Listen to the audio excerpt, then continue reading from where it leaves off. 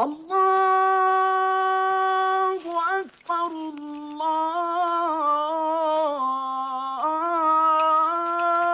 الله أكبر أشهد أن لا إله إلا الله.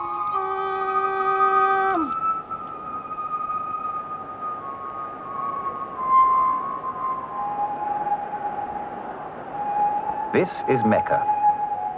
The hub around which these thousands of people revolve is the axis of Islam, the Kaaba. It is the focal point to which 5 times a day, every day of their lives, 700 million people turn to pray. It is a rough-built, empty cube of stone. Yet at the beginning of the 7th century, in pre-Islamic times, when Europe was deep in its own dark ages, this cube was stuffed with pagan idols and exploited by the privileged few to maintain a social order of hideous brutality. The story of Muhammad, of the triumph of his passionate idealism over violent persecution, has now been told by a Muslim filmmaker, Mustapha Akkad. Well, I did the film because it is a personal thing for me. Besides its production values as a film, it has its story, its intrigue, its drama. Besides all this, I think there was something personal. Being a Muslim myself, who lived in the West, I felt that it's my obligation, my duty to tell the truth about Islam. Here is a religion that has a 700 million following, yet it's so little known about it, which surprised me. I thought I should tell the story that will bring this bridge, this gap to the West.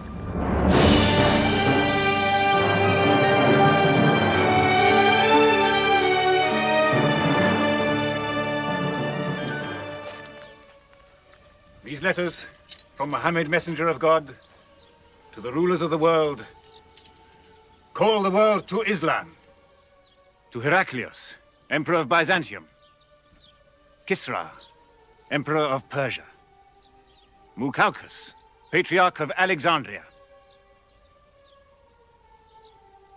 God go with you.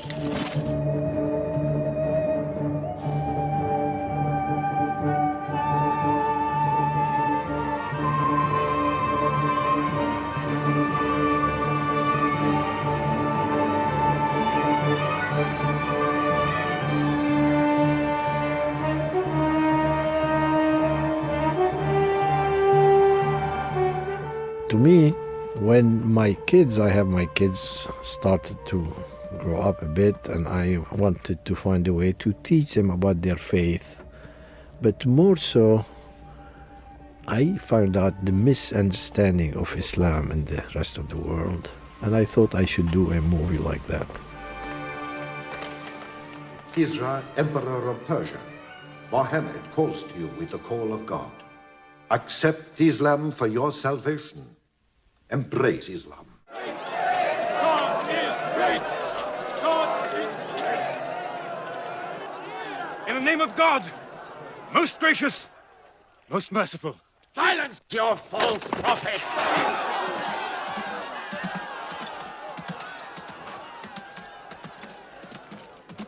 The introduction of Hamza here, to me, the scene that I admire most in my life is David Lean's scene when Omar Sharif was introduced, his entry in the desert, and it was so full. And I was so moved by that scene, and I tried to really kind of do similar. This is something that always, one of the most important scenes in the film, the hero's entry like this. And Hamza is supposed to be the Prophet's uncle, and he was not converted yet, but he was the big lion hunter, the big hero, and that's how we introduce Anthony Quinn.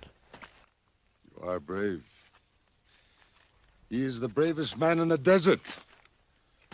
When he meets unarmed men, Muhammad is a liar. liar. But you don't let him speak.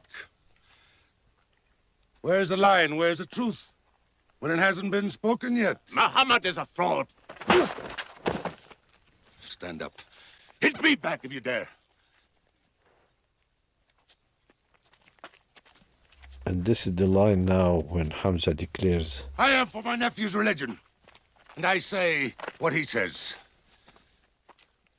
Whoever has the courage to fight, fight with me.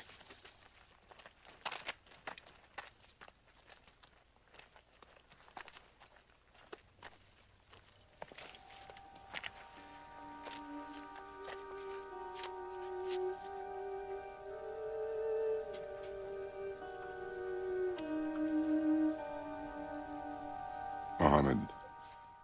Even though there were several attempts by the major studios to do a film about Muhammad, and they failed because they approached it from an angle that they were going to show the Prophet.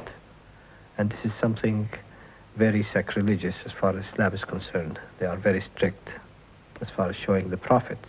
But I felt I can do it because I understand the subject better and I can do it without showing the Prophet. We devised a technique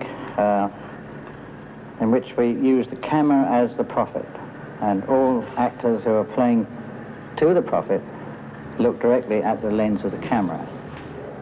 We have found that sometimes the prophet had to move, stand up or sit down, and we use our camera just like another actor in the picture. Muhammad, why do you turn from me?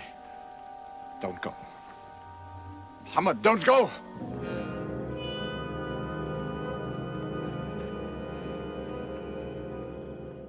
this scene to me is one of my favorite scenes. Here is an idol you worship, but he was broken. He couldn't protect himself. That was in the meaning very deep. Have you been with Muhammad again?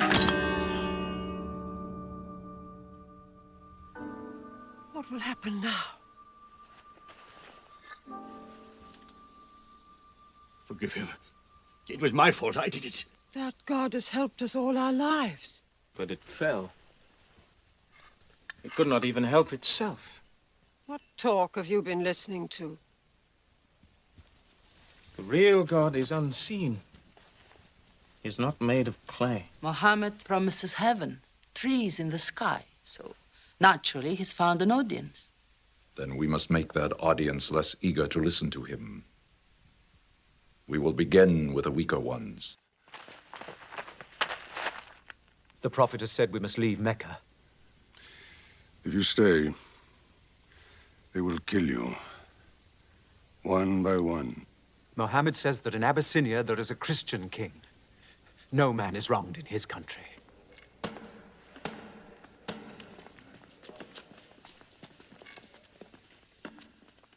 That's one of the really my favorite scenes here because it tells a lot about Islam and relationship to Christianity and so on.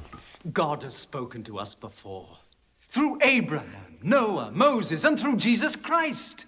Why should we be so surprised that God speaks to us now through Muhammad? Who taught you those names? They are named in the Quran. I knew Muhammad when he was an orphan minding sheep. What does your miracle, your Quran, say of the birth of our dear Lord Jesus Christ?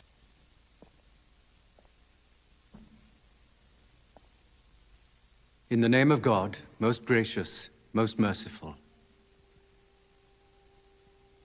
Relate in the book the story of Mary, how she withdrew from her family to a place in the east, how we sent to her our angel Gabriel, who said, I am a messenger from your God to announce the birth of a holy son to you. She said, how shall I, Mary, have a son when no man has touched me?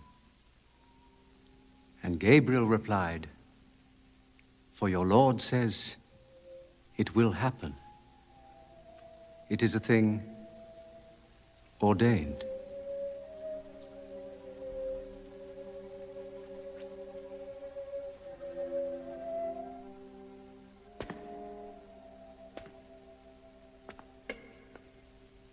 The difference between us and you is no thicker than this lie. To shoot the battles, which we have in the film, they are period battles, historic battles, which involve spears, arrows. That means we have to have fight hand-to-hand clashes. Therefore, everybody is in the scene. And that means you cannot shoot like modern warfare, shoot one side, shooting with guns, and then shoot the other side. Therefore, we had to plan everything ahead of time.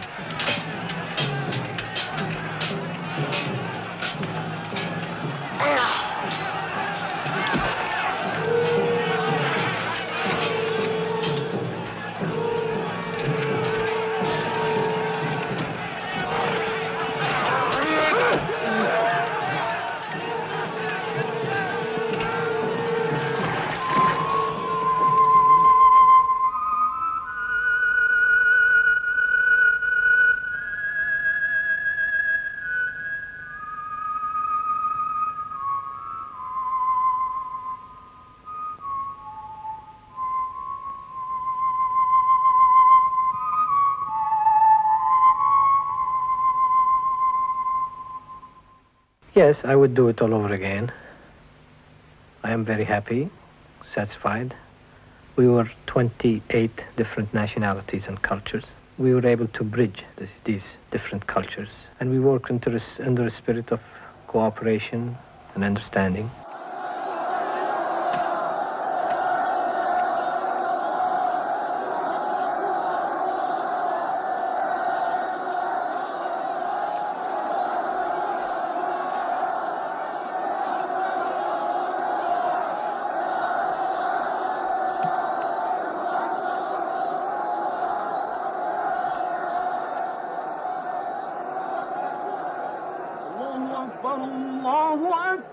And I think if this film would carry the same message, I'd be even happier.